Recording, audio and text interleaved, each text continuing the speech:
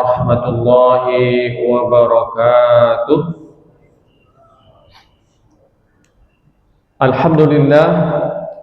Alhamdulillahilladzi nahmaduhu wa nasta'inuhu wa nastahdihi wa nastaghfiruh wa na'udzu billahi ta'ala min syururi anfusina wa min sayyiati a'malina.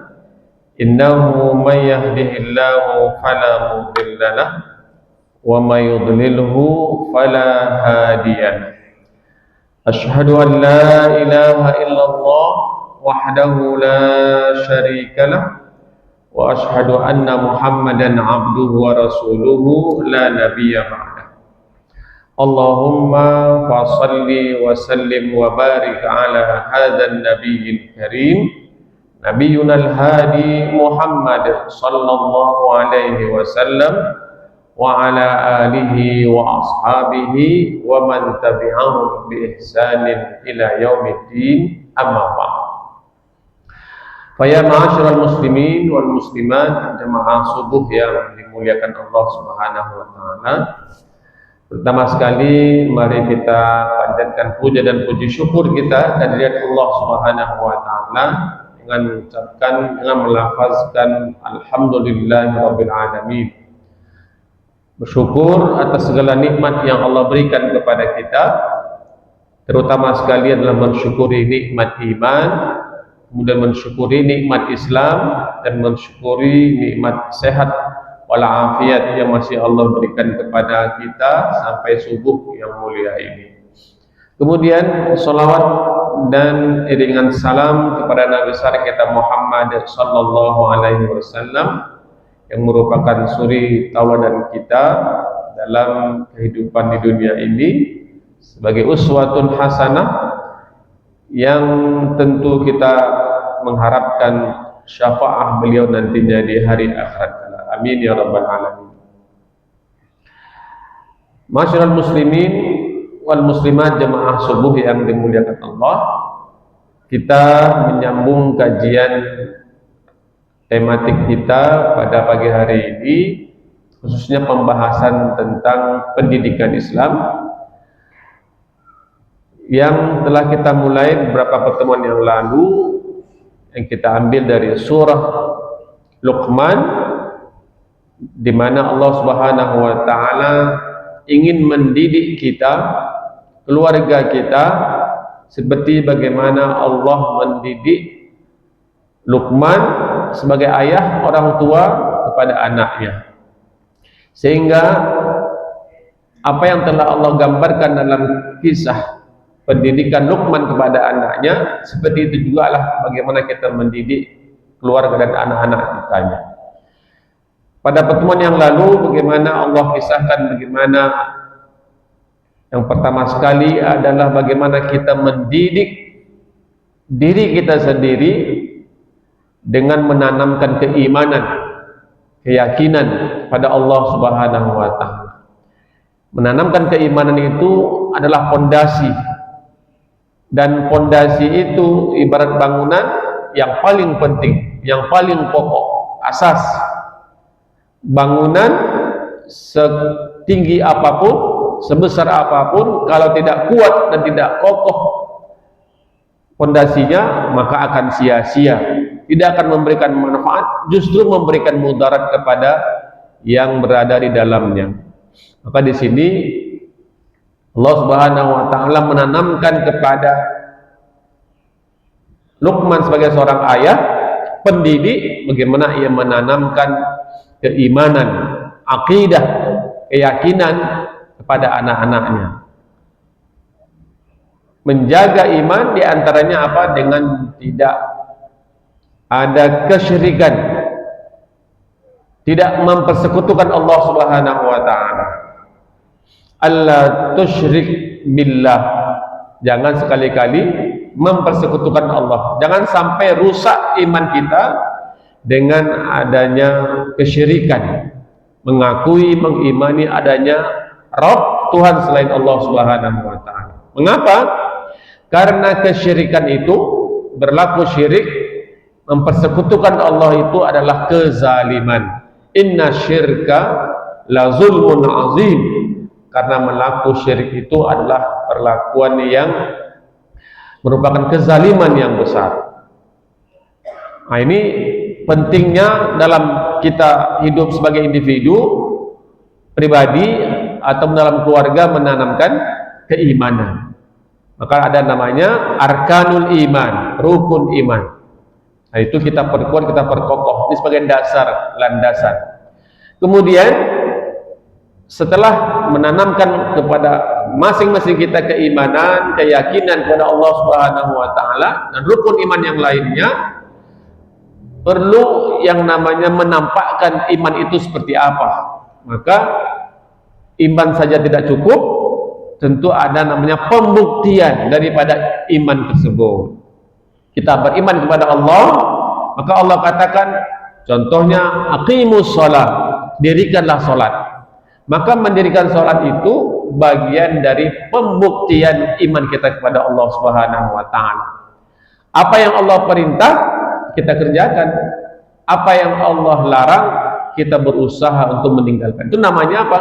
Membuktikan bahwasanya memang betul dalam hati kita itu ada keimanan, ada keyakinan kepada Allah Subhanahu wa taala. Maka kita pun mengerjakan yang namanya salat. Maka wasiat Luqman, ayah orang tua kepada anaknya apa?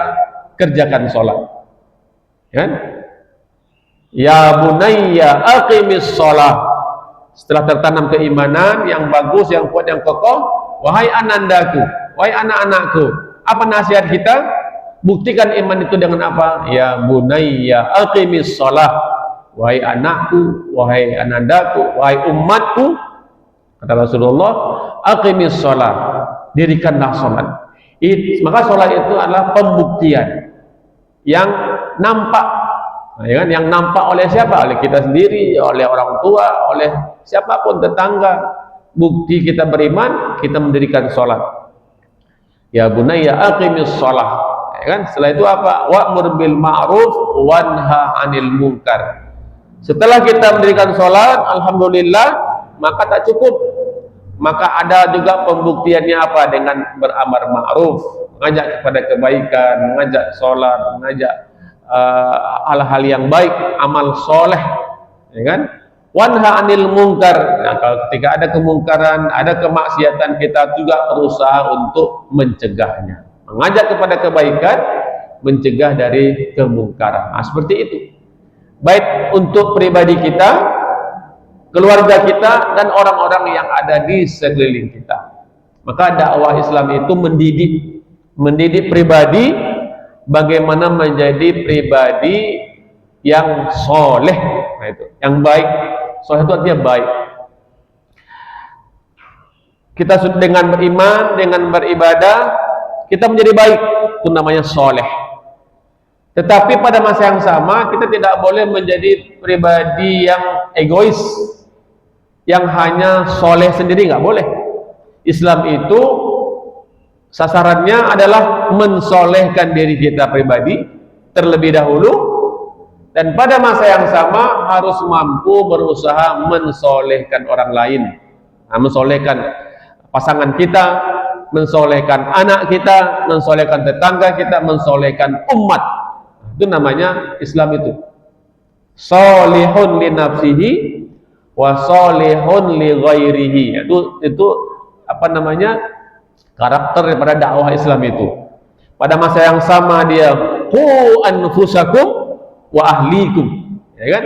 Kita berusaha untuk mensolehkan, memperbaiki, menjadikan diri kita baik. Setelah itu pada masa yang sama tidak menunggu kita harus menjadi ustadz dulu, buya dulu. Tidak, pada masa yang sama kita sudah berusaha menjadi diri yang baik, pribadi yang soleh. Maka pada masa yang sama kita harus mampu berusaha untuk mensolehkan orang lain. Itu namanya kita itu apa namanya? Jamaah. Ya, tidak egois. Ingin masuk surga sendiri tidak boleh. Ya, surga itu luas. Ya kan? Maka tentu Allah Subhanahu wa taala dan Nabi kita Muhammad ingin yang masuk surga itu banyak, ramai dari umatnya. Maka kita jangan jadi pribadi, individu yang egois, hanya ingin baik sendiri, tidak boleh. Kita alhamdulillah sudah bisa sholat subuh berjamaah di Masjid Al-Fida. Maka kita harus berniat, bertekad, berazam untuk bisa mengajak. Itu namanya amar ma'ruf, mengajak keluarga kita, anak kita, tetangga kita untuk juga bisa menikmati sholat subuh berjamaah di masjid. Itu namanya kita amar ma'ruf. Ketika ada kemungkaran juga seperti itu, tak boleh diam. Ya kan, mungkin mereka yang berbuat maksiat, kemungkaran itu terlupa, lalai, ya kan? Maka kita berkewajiban untuk mencegahnya dari berbuat kemungkaran. Itu namanya keseimbangan. Kemudian Bapak Ibu jamaah yang dimuliakan Allah Subhanahu wa taala, itu bagaimana pendidikan dalam Islam, dalam Al-Qur'an. Mendidik diri kita, tanamkan yang utama keimanan, ya kan? Itu adalah bekal yang utama.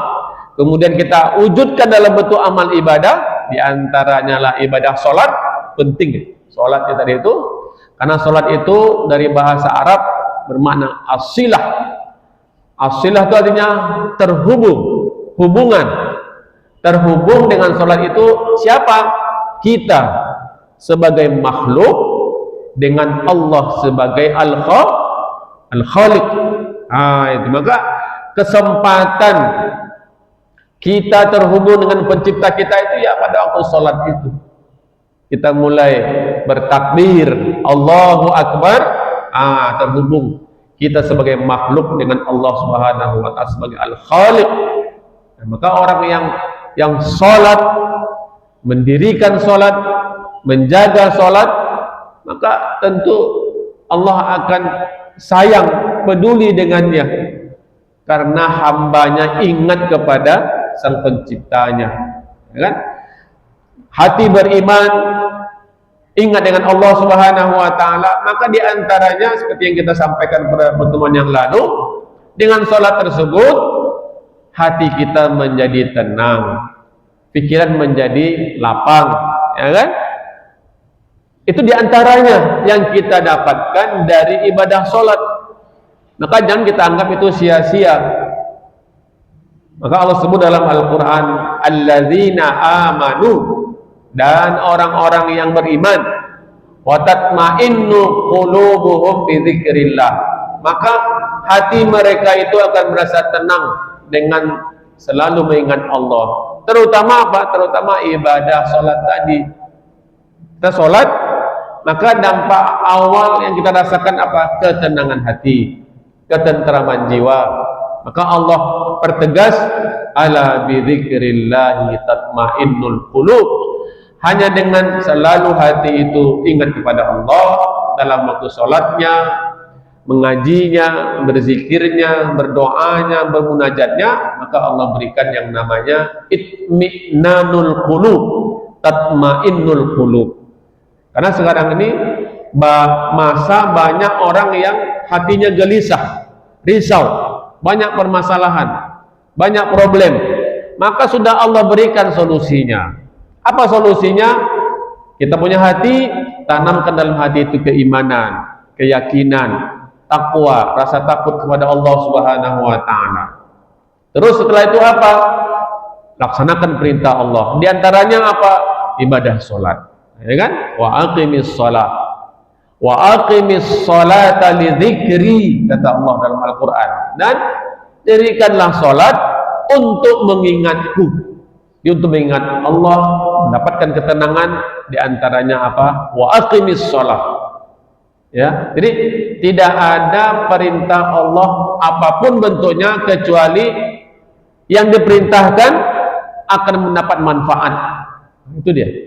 Ya, Allah perintahkan untuk sholat, maka yang mendapatkan manfaat daripada sholat ya kita yang mengerjakannya.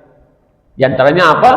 Tatmainnul qulub, hati-hati yang Allah berikan di situ ketenangan. Karena dalam Islam, dalam pendidikan Islam, kita diajarkan yang memberikan, yang menurunkan ketenangan itu bukan dari harta yang kita kumpulkan, bukan jabatan yang kita raih, tetapi ketenangan itu, rasa aman itu Allah sendiri yang menurunkan. Ya, maka dalam Al-Quran bahasanya adalah huwallazi anzala sakinata fi qulubil mu'minin. Ya kan? Kata Allah, dialah Allah yang menurunkan. Nah, itu apa namanya, pemahaman yang harus kita yakini, sehingga jangan sampai ada dalam pikiran manusia, terlebih orang-orang yang beriman, ketenangan dia itu dari hartanya, dari jabatannya, dari pangkatnya, dari kedudukannya. Tidak. Tetapi ketika hatinya beriman, ya kan, kemudian dia perintahkan dengan amal ibadah, amal soleh, maka itu menjadi syarat Allah turunkan as-sakinah. Apa itu as-sakinah? As-sukun, ketenangan, kedamaian, ya kan? Maka sumber ketenangan itu dari Allah. Minta kepada Allah Subhanahu wa taala. Kenapa? Huwa, dialah, huwallazi anzala. Apa di anzala? Menurunkan. Ah, ya. Maka dialah, di situ menggunakan fi'lul madhi, menunjukkan tahaqququl wuqu', artinya kepastian. Kepastian, ketenangan itu dari Allah Subhanahu wa taala, sumbernya dari Allah, tapi syaratnya ada. Kepada siapa? Fi qulubil mu'minin, ke dalam hati-hati. Apakah semua hati manusia? Tidak. Tetapi kepada hati, ke dalam hati, yang dalam hati itu ada keimanan kepada Allah, ya kan? Semua manusia punya hati, ya kan? Ada berapa miliar manusia saat ini yang hidup? Lebih kurang 6 miliar manusia yang ada. Apakah semua Allah ciptakan hati dalam jasadnya? Ada, ya kan? Tapi apakah dalam setiap hati manusia itu ada keimanan, keyakinan kepada Allah? Belum tentu, ya kan? Ada 2 miliar muslim, ya kan? 2 miliar muslim yang dalam KTP-nya, dalam paspornya tertulis Islam, muslim, muslimah. Apakah dalam hati seorang muslim muslimah itu ada keimanan? Belum tentu juga. Berarti banyak saringannya. Nah, contohnya kita di masjid ini muslim, alhamdulillah. Kita manusia, alhamdulillah. Masuk dari 6 miliar. Masuk dalam muslim, KTP Islam, iya alhamdulillah, yang 2 miliar. Tapi seginilah, ya kan? Di antara muslim itu yang terbukti ada keimanan, ya kan? Kenapa? Karena untuk sholat subuh itu berat, maka tidak mungkin bisa hadir sholat subuh, mendirikan sholat subuh atau tahajud sebelumnya tanpa ada iman dalam hatinya. Maka ibadah-ibadah itu hakikatnya, fondasinya, landasannya adalah keimanan. Tidak ada keimanan dalam hati, sulit, sukar, susah, berat untuk beribadah. Makanya coba kita lihat perintah Allah untuk kita ini tidak lama lagi, berapa hari lagi akan puasa Ramadan. Siapa yang Allah panggil, yang Allah seru? Manusia, kaum muslimin? Tidak. Siapa yang Allah seru? Siapa yang Allah panggil untuk ibadah puasa Ramadan? Orang-orang yang berhati dan dalam hatinya ada iman. Nah, itu kan, ya ayyuhalladzina amanu kutiba alaikumusiyam. Artinya khusus. Kenapa? Karena hanya orang yang berhati dan dalam hatinya ada iman itulah yang sanggup untuk berpuasa Ramadan. Dan orang-orang yang berhati dan dalam hatinya ada iman itulah orang yang akan banyak mengambil manfaat daripada puasa Ramadan tersebut. Nah, itu bentuk bukti kasih sayang Allah kepada orang-orang yang beriman. Dia Allah akan panggil dia, seru dia. Kenapa? Karena kalau yang dipanggil orang Islam pasti dia akan mengeluh, ya kan? Kalau dipanggil berpuasa itu untuk orang Islam mesti dia mengeluh. Aduh, puasa lagi, tidak makan, tidak minum, tidak bisa bekerja, ya kan? Mengeluh dia. Tetapi bagi orang-orang yang dalam hatinya ada keimanan, keyakinan, ya kan?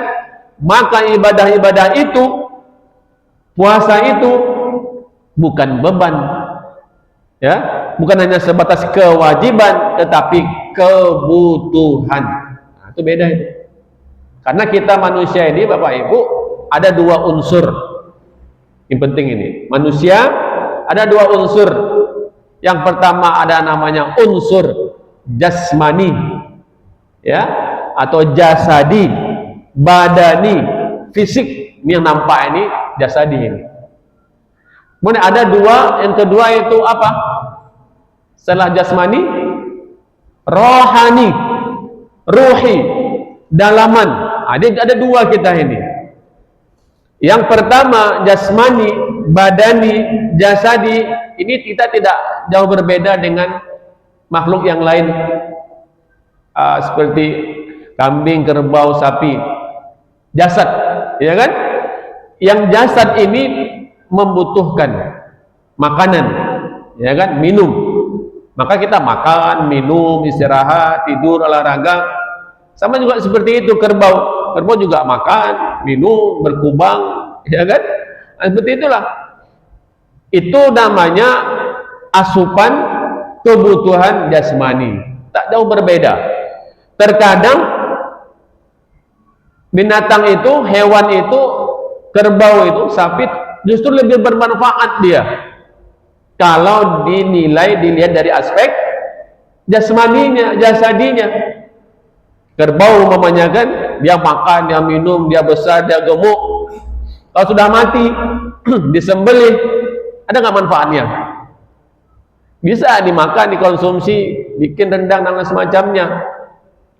Tapi kalau kita manusia makan, minum saja, tidur, ya kan, olahraga, besar, ketika mati ada yang mau?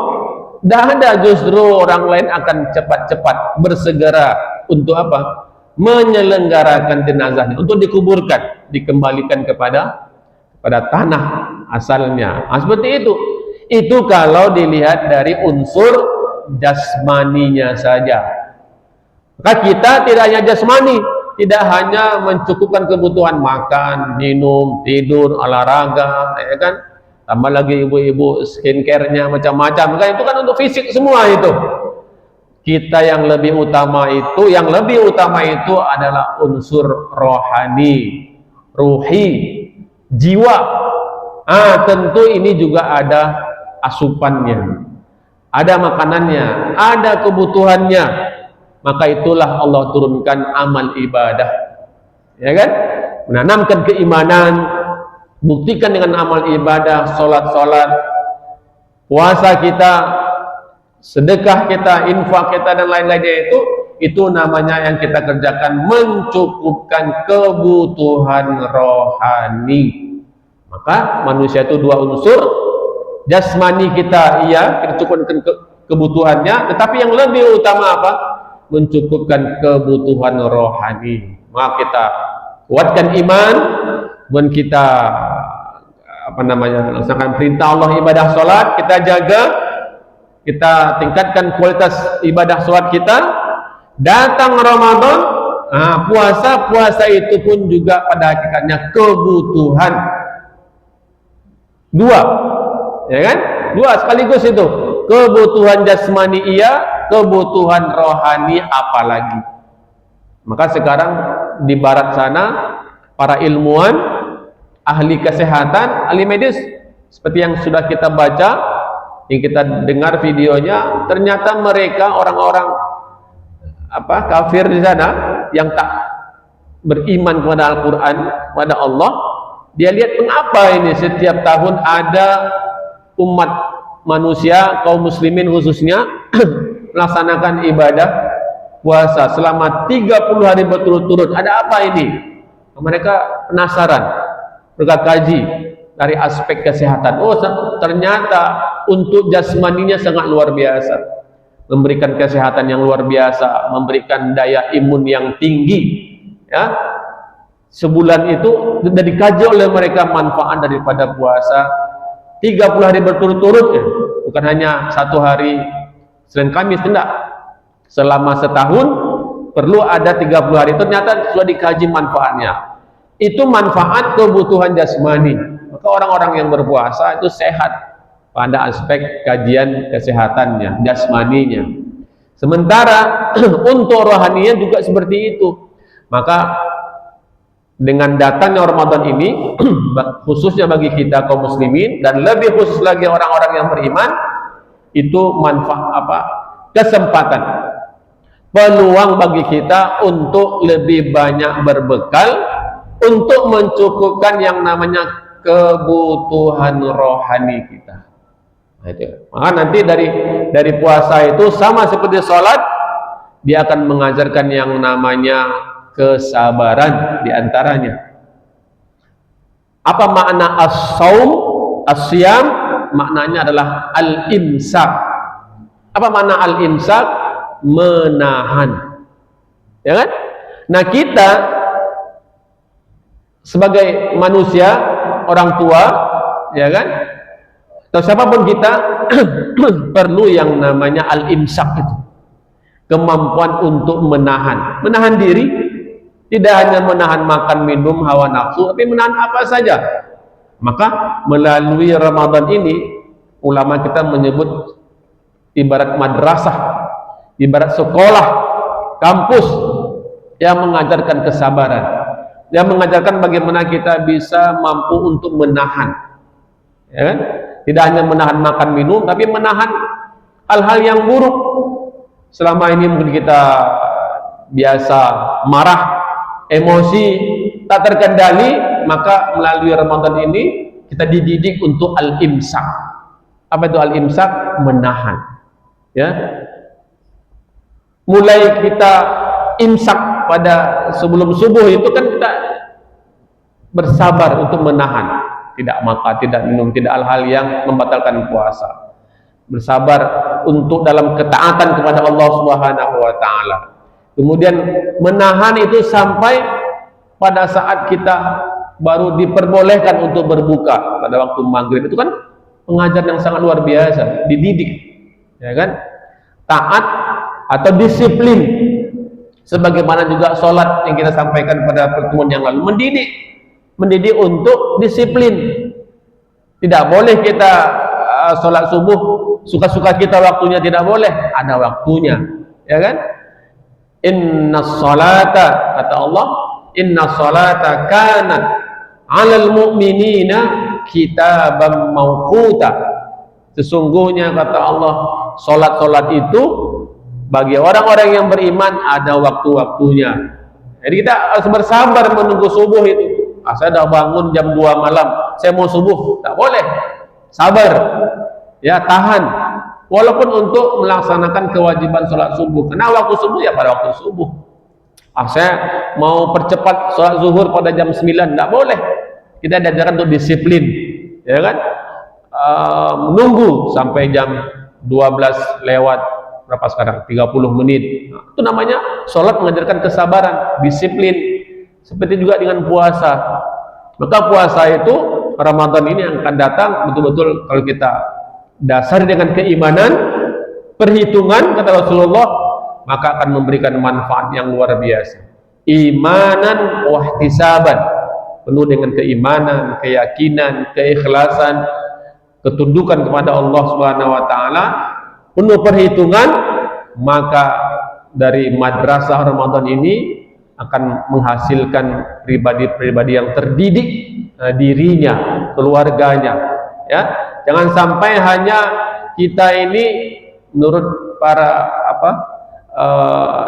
pengamatan orang-orang, umat Islam itu hanya disiplin pada waktu menunggu berbuka saja, ya kan? Semuanya disiplin, sudah siap semua makanan, minuman, semuanya. Disitulah mereka disiplin, diam, tenang, kan? Tidak. Sebenarnya Ramadan ini, puasa ini disiplin dari awalnya hingga akhirnya, sehingga sehingga dari Ramadan ini menghasilkan pribadi-pribadi yang mendapat pendidikan yang sangat luar biasa. Masyaallah muslimin wal muslimat yang dimuliakan Allah Subhanahu wa taala. Maka dari ibadah Ramadan ini ya, masa kesempatan kita untuk berbekal. Maka jangan kita sia-siakan. Ya, dalam bahasa Rasulullah Shallallahu Alaihi Wasallam kita diberitahu ketika akan memasuki Ramadan, kita diberitahu bahwasanya yang datang itu, yang tamu itu adalah bulan Ramadannya, bukan kita yang mendatangi Ramadan. Itu harus berbeda. Di dalam bahasa Rasulullah, hadis beliau, atakum Ramadan. Jadi yang datang itu adalah bulan Ramadan. Dia sebagai tamu. Siapa yang mendatangkan? Yang mendatangkan itu adalah Allah Subhanahu wa taala. Siapa yang didatangi? Yang didatangi itu adalah orang-orang yang beriman. Jadi Ramadan datang sebagai tamu, kita orang-orang yang beriman menyambutnya. Nah, yang mendatangkan siapa? Yang mendatangkan itu adalah Allah Subhanahu wa taala. Bukti Allah itu sayang, peduli kepada kita, dan kita ini perlu bekal, baik bekal untuk jasmani dan rohani kita, maka Allah datangkan setiap tahun yang namanya Ramadan. Masa kesempatan waktu kita untuk berbekal. Ya kan? Kenapa? Karena sebaik-baik bekal itu kata Allah adalah ketakwaan. Ya kan? Wa tazawwadu fa inna khairaz zadit taqwa. Berbekallah karena sesungguhnya sebaik-baik bekal adalah bekal ketakwaan. Kalau kita lihat apa ujung ayat daripada puasa tadi? La'allakum tattaqun. Oh, berarti kalau orang berpuasa dengan dasar keimanan, beribadah dengan dasar keimanan, ayyuhalladzina amanu, seperti orang-orang yang terdahulu, dengan benar, dengan baik, dengan disiplin, dengan penuh kesabaran, maka hasilnya, buahnya adalah tattaqun, akan menghasilkan pribadi-pribadi yang bertakwa. Di antaranya takwa itu menurut Imam Ali adalah ada rasa takut kepada Allah Subhanahu wa taala. Al-khaufu minal jalil. Jadi sudah ada targetnya, pencapaiannya kalau orang sudah beribadah Ramadan ini.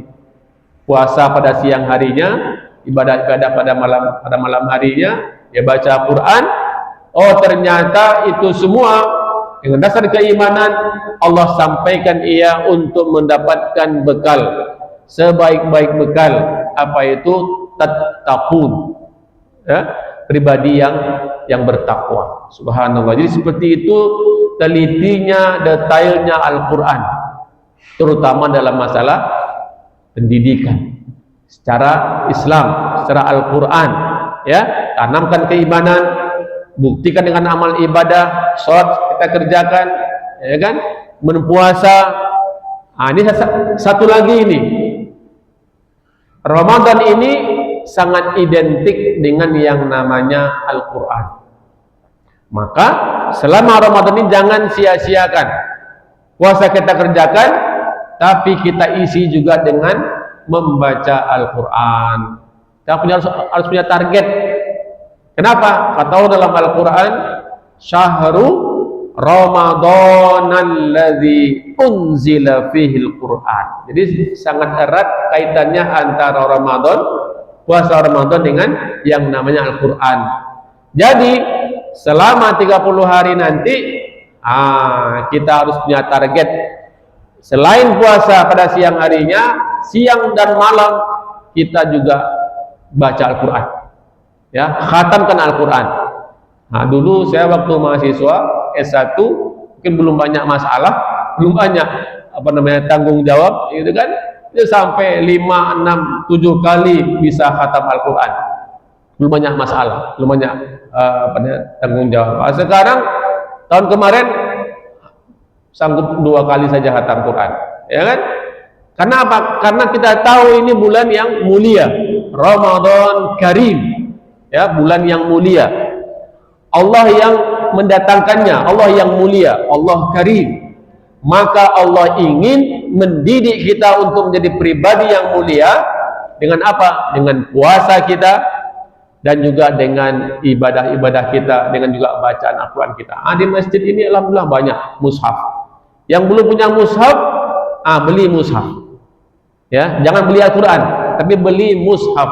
Karena Al-Quran tidak diperjualbelikan, tapi yang diperjualbelikan adalah mushafnya, lembarannya. Kita baca, ya. Setiap tahun kita sanggup beli pakaian, baju lebaran ratusan ribu. Masa kita tak sanggup beli mushaf yang kita baca, yang menjadi nur, cahaya bagi kita di alam barzakh dan di hari akhirat nantinya, memberi syafaat. Kita baca. Ada pula warna-warni sekarang kan, ada pula terjemahannya, ada pula tafsirannya, luar biasa. Ulama kita berkhidmat. Kita isi Ramadan ini insya Allah dengan puasanya, dengan ibadah solat-solatnya, ya, kajiannya, dan juga membaca Al-Quran. Kita punya target tahun ini harus khatam 2 kali, 3 kali. Itu namanya kita mendidik diri kita untuk beramal ibadah. Baik, itulah mungkin yang dapat kita sampaikan dalam kajian tarbiyah Islamiyah, pendidikan Islam dalam perspektif Al-Quran ataupun Sunnah Rasulullah SAW. Mudah-mudahan ini bisa sebagai pengingat untuk kita, untuk saling mengingatkan, untuk mewariskan Islam ini kepada anak cucu kita nantinya. Demikian, kurang lebih mohon maaf. Untuk keberkahan majlis ilmu kita pada pagi hari ini, mari kita tutup dengan doa kafaratul majlis, doa penutup majlis ilmu. Subhanakallahumma wa bihamdika asyhadu an la ilaha illa anta astaghfiruka wa atubu ilaik. Allahumma inna nas'aluka ilman nafi'ah wa rizqan thayyiban wa amalan mutaqabbalan. Allahumma barik lana fi Sya'ban wa ballighna Ramadan ya arhamar rahimin. Rabbana atina fid dunya hasanah wa fil akhirati hasanah wa qina adzabannar. Subhana rabbika rabbil izzati amma yasifun wa salamun alal mursalin walhamdulillahi rabbil alamin. Aku qawli hadza wa astaghfirullah li wa lakum. Mohon maaf atas segala salah dan khilaf. Wabillahi taufiq wal hidayah. Wassalamualaikum warahmatullahi wabarakatuh.